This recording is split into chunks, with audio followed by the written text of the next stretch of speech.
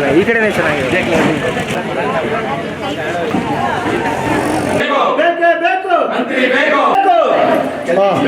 ಮಂತ್ರಿ ಪದವಿ ಬೇಕೆ, ಮುಂದಿನ ಚೇರ್ಮನ್ ಮಾದೇಗೌಡರಿಗೆ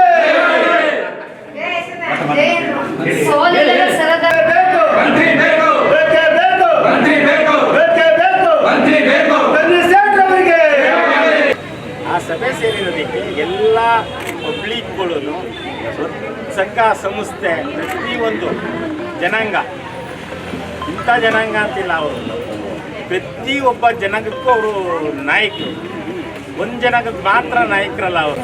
ಈಗ ನಾವೆಲ್ಲ ಇಲ್ಲಿ ಸೇರಿರೋವಂಥದ್ದು ನಮ್ಮ ನರಸಿಂಹರಾಜ ಕ್ಷೇತ್ರದ ನಮ್ಮ ಜನಪ್ರಿಯ ಶಾಸಕರಾದ ಶ್ರೀಮಾನ್ ತನ್ವೀರ್ ಸೇಠ್ ಸಾಹೇಬ್ರ ಬಗ್ಗೆ ಒಂದೆರಡು ಮಾತನಾಡೋಣ ಅಂತ ನಮ್ಮ ಎಲ್ಲ ಜನ ನರಸಿಂಹರಾಜ ಕ್ಷೇತ್ರದ ಜನಾಂಗ ಎಲ್ಲ ಸೇರಿ ಅವ್ರಿಗೆ ಪದೇ ಪದೇ ಅನ್ಯಾಯ ಆಗ್ತಾ ಬಂದಿರೋದ್ರಿಂದ ಈಗ ನಾವು ಈ ಸಲ ಆದ್ರೂ ಅವರಿಗೆ ಒಂದು ಒಳ್ಳೆ ಸ್ಥಾನಮಾನ ಕೊಟ್ಟು ಗೌರವದಿಂದ ಸರ್ಕಾರದಲ್ಲಿ ನಡೆಸ್ಕೋಬೇಕು ಅಂತ ಕೇಳಕ್ಕೆ ಅಂತ ಹೇಳಿ ಇಲ್ಲಿ ಎಲ್ಲರೂ ನಾವು ಸೇರಿದ್ದೀವಿ ಸತೀವಿ ಅಂತ ಹೇಳ್ತಾ ಇದ್ದಾರೆ.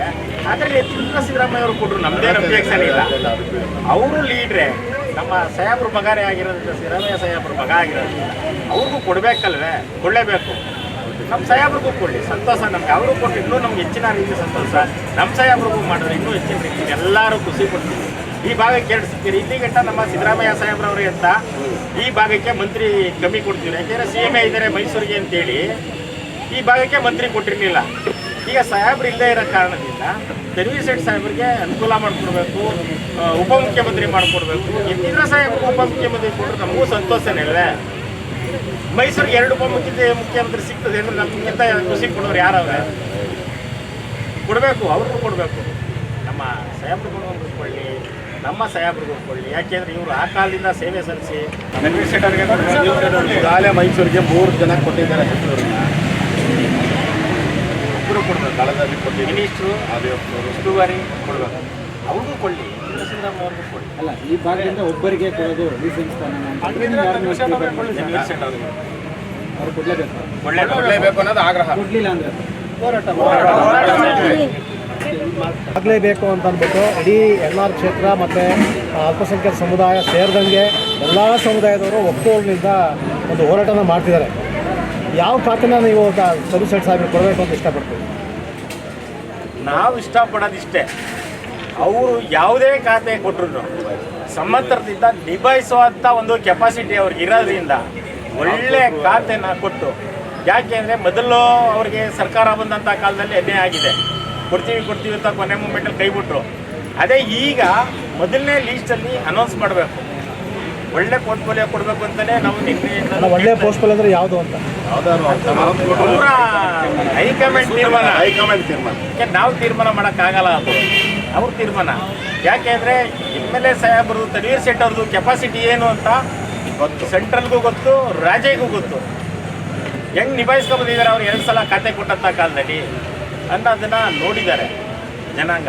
ಈಗ ಏನಾಗಿದೆ ಅಂತಂದರೆ, ಈಗ ನೋಡಿ, ಮುಖ್ಯಮಂತ್ರಿ ರಾಜೀನಾಮೆ ಕೊಡ್ತಿದ್ದಂಗೆ ಇಡೀ ಶಾಸಕರು ದೆಹಲಿನಲ್ಲಿ, ಬೆಂಗಳೂರಿನಲ್ಲಿ ಜಾಂಡ ಹುಡ್ಕೊಂಡು ಲಾಬಿಗಳನ್ನ ಮಾಡ್ತಿದ್ದಾರೆ ಸಚಿವ ಸ್ಥಾನಕ್ಕೆ. ಆದರೆ ತನ್ವೀರ್ ಸೇಠ್ನವರು ಯಾವುದೇ ಲಾಬಿ ಮಾಡದೆ ಆರಾಮಾಗಿ ತಮ್ಮ ಕ್ಷೇತ್ರದಲ್ಲಿ ಜನಗಳ ಜೊತೆ ಇದ್ದಾರೆ. ಅವ್ರಿಗೆ ಕಾನ್ಫಿಡೆಂಟ್ ಇದೆಯಾ ಸಚಿವ ಸ್ಥಾನ ಸಿಗುತ್ತೆ ಅಂತ?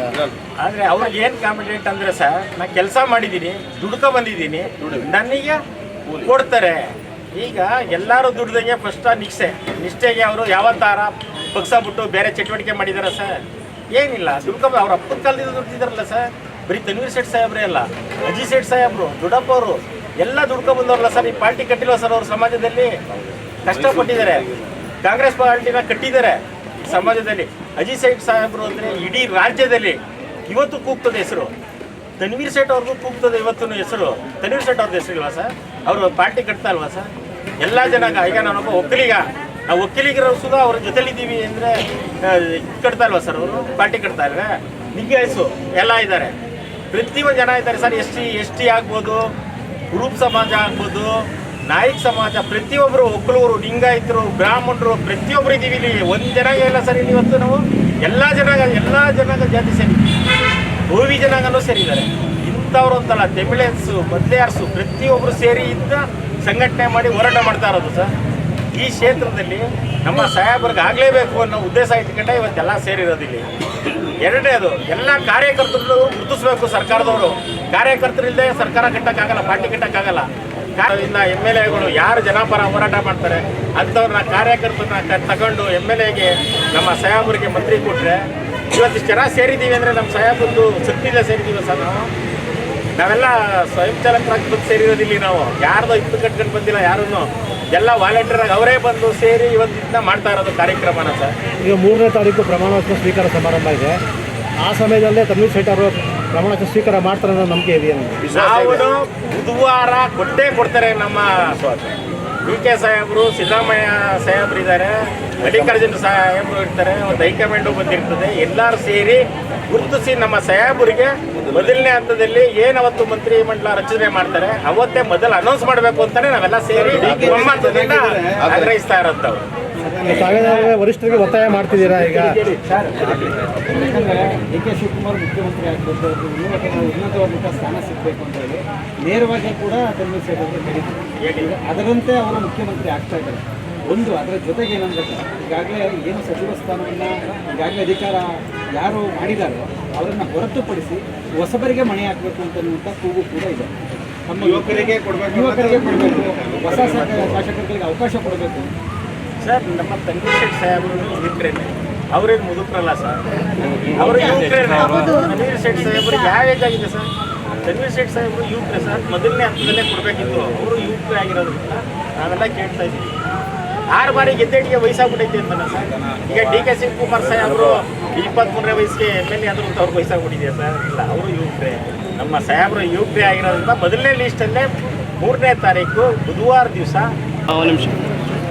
ತನ್ವೀರ್ ಸೇಠ್ ಸಾಹೇಬರು ಕ್ಷೇತ್ರದ ಮೈಸೂರು ಸಿಟಿಯಲ್ಲಿ ಕಾಂಗ್ರೆಸ್ ಉಳಿಸ್ಕೊಂಡು ಬಂದವರು ಅಂತ ಅಂದರೆ ನಮ್ಮ ತನ್ವೀರ್ ಸೇಠ್ ಅವರು. ಅದಕ್ಕೋಸ್ಕರ ನಮ್ಮ NR ಕ್ಷೇತ್ರದಲ್ಲಿ 27,000 ಜನ ಕಾರ್ಯಕರ್ತರಿದ್ದಾರೆ, ಲೀಡರ್ಸ್ ಎಲ್ಲ ಸೇರಿಸಿ. ಆಕಸ್ಮಿಕ ಮಿಸ್ ಆಗಲ್ಲ, ಆಕಸ್ಮಿಕ ಮಿಸ್ ಆದ್ರೂ ನಾವು ಮೈಸೂರು ಕಾಂಗ್ರೆಸ್ ಆಫೀಸಿಂದ ಬೆಂಗಳೂರು KCP ಆಫೀಸಿಗೆ ನಾವು ಪಾದಯಾತ್ರೆ ಮಾಡ್ಕೊಂಡು ತನ್ವೀರ್ ಸೇಠ್ ಅವರಿಗೆ ಅವಕಾಶ ಮಾಡಿಕೊಡ್ಬೇಕು ಅಂತ ಹೋಗ್ತೀವಿ ಅಂತ ಒಂದು ನಮ್ಮ ಪಕ್ಷದಲ್ಲಿ ನಾವು ಕಾರ್ಯಕರ್ತರೆಲ್ಲ ಸೇರಿ ಡಿಸೈಡ್ ಮಾಡಿದ್ದೀವಿ. ಮುಂದೆ ನಮ್ಮದು ಅಷ್ಟೇ, ಕಾಂಗ್ರೆಸ್ ಉಳಿಸ್ಕೊಂಡು ಬಂದವರೇ NR ಕ್ಷೇತ್ರದಲ್ಲಿ ಮೈಸೂರು ಸಿಟಿಯಲ್ಲಿ ಅದು ತನ್ವೀರ್ ಸೇಠ್ ಅವರು. ಸರ್ಕಾರ ಇಲ್ಲ ಅಂದ್ರೂ ಚಾಮರಾಜ ಆಗಲಿ ಕೃಷ್ಣರಾಜ ಆಗಲಿ ನಮ್ಮ ಕಾರ್ಯಕರ್ತರು ಬಂದ್ರೂ ಅವ್ರಿಗೆ ಏನು ಧೈರ್ಯ ತುಂಬಬೇಕು, ತುಂಬಿಬಿಟ್ಟು ಇವತ್ತು ನಮ್ಮ ಕಾಂಗ್ರೆಸ್ ಬಂದೋಗುತ್ತೆ ಅಂತ ಹೇಳಿದ್ರೆ ಅದು ತನ್ವೀರ್ ಸೇಠ್ ಕಡೆಯಲ್ಲ. ಅದು ಯೋಚನೆ ಮಾಡಬೇಕು ಸರ್ಕಾರನ. ಡಿ ಕೆ ಶಿವಕುಮಾರ್ ಸಾಹೇಬರು ಕಾಂಗ್ರೆಸ್ ಆಫಲ್ಲಿ ಫಂಕ್ಷನ್ ಆಗೋ ಟೈಮಲ್ಲಿ ಫಸ್ಟ್ ಹೇಳೋರೆ ತನ್ವೀರ್ ಸೇಠ್ ಅವರು CM ಇದ್ದಾರೆ ಅಂತ ಹೇಳ್ಬಿಟ್ಟು. ಆವಾಗ ಅವ್ರ ಮೇಲೆ ಏನಾಗಿದೆ ಏನಿಲ್ಲ ಅಂತ ಹೇಳ್ಬಿಟ್ಟು ನಮ್ಗೆ ಗೊತ್ತಿದೆ, ಅದು ನಾವು ಕಾರ್ಯಕರ್ತರಿಗೆ ಗೊತ್ತಿದೆ, NR ಕ್ಷೇತ್ರದವ್ರಿಗೆ ಗೊತ್ತಿದೆ. ಅದು ನಿಮ್ಮ ಮುಂದೆ ಹೇಳೋದು ಅವಶ್ಯಕತೆ ಇಲ್ಲ, ನಮಗೆ ಹೇಳಬೇಡ್ದು. ನಾವು ನಮ್ಮ ತನ್ವೀರ್ ಸೇಠ್ ಅವ್ರ ಮೇಲೆ ಏನಾಗಿದೆ ಏನಿಲ್ಲ ಅದು ದೇವ್ರಿಗೆ ಗೊತ್ತು, ಮತ್ತು ನಮ್ಮ ಕಾರ್ಯಕರ್ತರಿಗೆ ಗೊತ್ತು. ಅವ್ರ ಜೊತೆಯಲ್ಲಿ ನಾವು ಪಕ್ಕದಲ್ಲಿ ಇರೋದು ನಮ್ಗೆ ಗೊತ್ತು. ಅದಕ್ಕೆಲ್ಲ ನಾವು ಹೇಳಲ್ಲ, ಬೇಕಾಗಿಲ್ಲ. ನಾವು ಒಂದೇ ಕೇಳ್ತಾ ಇರೋದು, ಮಂತ್ರಿ ಸ್ಥಾನ ಅವ್ರಿಗೆ ಇದೆ. ನಮಗೆ ನಂಬಿಕೆ ಇದೆ ಡಿ ಕೆ ಸಾಹೇಬ್ರ ಮುಂದೆ. ಯಾಕಂದ್ರೆ ಡಿ ಕೆ ಸಾಹೇಬರು ಅವ್ರು ಕೈ ಬಿಡೋಲ್ಲ. ಯಾಕಂದ್ರೆ ಫಸ್ಟ್ ಎಲೆಕ್ಷನ್ ಟೈಮಲ್ಲಿ ಅವರೇ ಬಂದು ಅವ್ರಿಗೆ ಪ್ರತಿಯೊಂದು ಬೂತಲ್ಲಿ ಹೋಗಿ ನಿಂತ್ಕೊಂಡು ಕೆಲಸ ಮಾಡ್ತಿದ್ರು ಡಿ ಕೆ ಸಾಹೇಬರು. ಅವ್ರಿಗೆ MLA ಮಾಡಿರೋದು ಒಂದು ಹಣ್ಣು ಥರ ಅವ್ರು ನೋಡ್ತಾರೆ. ತನ್ವೀರ್ ಸೇಠ್ ಅವ್ರು ದೊಡ್ಡಣ್ಣ ಅಂತ ಡಿ ಕೆ ಸಾಹೇಬ್ರು ಒಪ್ಪಿರ್ತಾರೆ. ಅದರಲ್ಲಿ ಆ ಅವಕಾಶದಲ್ಲಿ ನಮಗೆ ನಂಬಿಕೆ ಇದೆ. ಡಿ ಕೆ ಸಾಹೇಬರು ಅವ್ರು ಕೈ ಬಿಡೋಲ್ಲ, ಅವ್ರಿಗೆ ಖಂಡಿತ ಮಂತ್ರಿ ಸ್ಥಾನ ಕೊಡ್ತಾರೆ. ನಮ್ಮದು ಡಿಮ್ಯಾಂಡ್ ಅಂತ ಏನಂದರೆ ಅವ್ರಿಗೆ ಡೆಪ್ಟಿ CM ಕೊಡಿ, ಮಂತ್ರಿ ಸ್ಥಾನ ನೀವು ಒಳ್ಳೆ ಕೊಡ್ತೀರಾ, ಅದು ನಂಬಿಕೆ ಇದೆ. ಆದರೆ MD ಇದು ಕೊಡಿ, ಅವ್ರಿಗೆ ಡೆಪ್ಟಿ CM ಕೊಡಿ. ಸಂಖ್ಯಾತ ಕೋಟದಲ್ಲಿ ಮೈಸೂರಲ್ಲಿ ಮೈನಾರಿಟಿಯಲ್ಲಿ ಎಲ್ಲ ಒಂದು ಹೆಸರು ಆಗತ್ತೆ. ಕರ್ನಾಟಕದಲ್ಲಿ ಮುಸ್ಲಿಮ್ಸ್ ಅವರು ಎಲ್ಲ ಒಂದು ದಾವಣಗೆರೆಯಲ್ಲಿ ಏನೋ ಸಣ್ಣ ಪುಣ ಆಗಿ ಬೇಕೇ ಬೇಕು, ಬೇಕೇ ಬೇಕು,